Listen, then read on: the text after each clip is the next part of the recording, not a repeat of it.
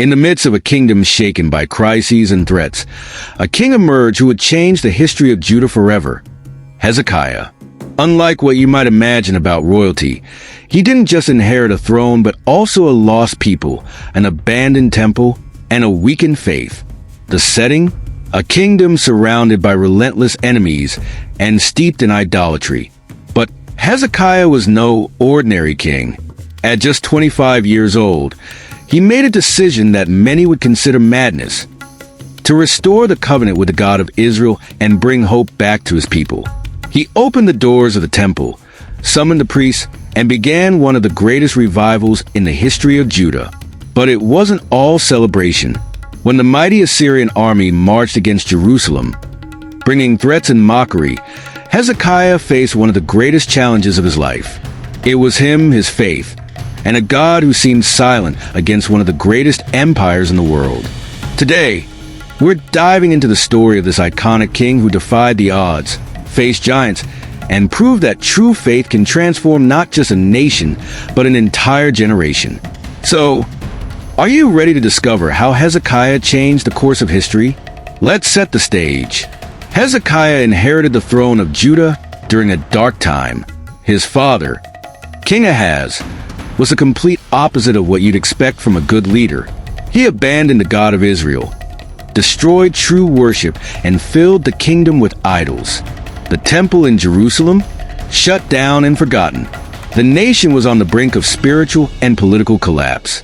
But when Hezekiah took the throne, he had one thing in mind: change everything.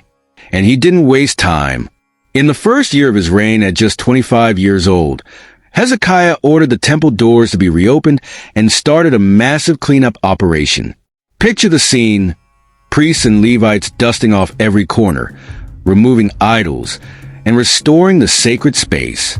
Hezekiah knew that without putting God at the center, Judah had no future. But he didn't stop there. After restoring the temple, Hezekiah gathered the people to celebrate Passover, something that hadn't been done on such a grand scale in a long time.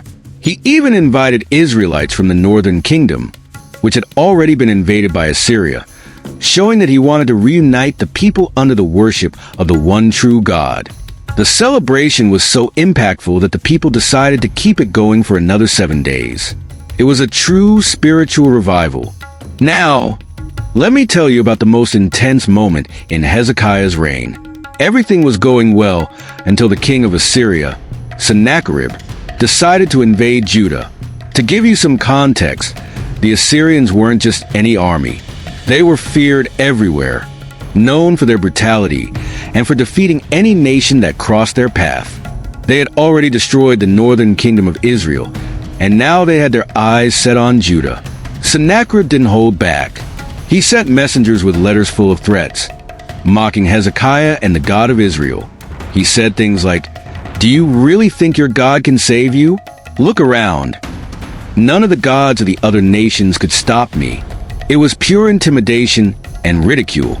Hezekiah could have panicked, but he did something incredible. He took those letters, went up to the temple, spread them out before God, and prayed with all his heart.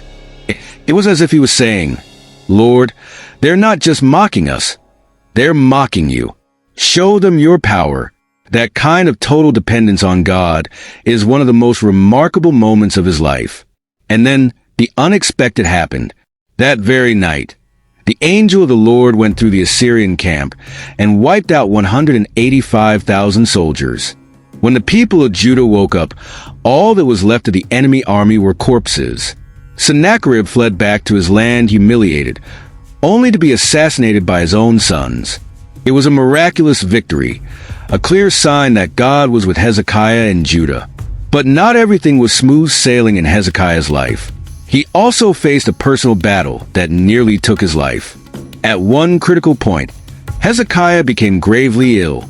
The prophet Isaiah came to him with a direct message from God: "Set your house in order, because you are going to die."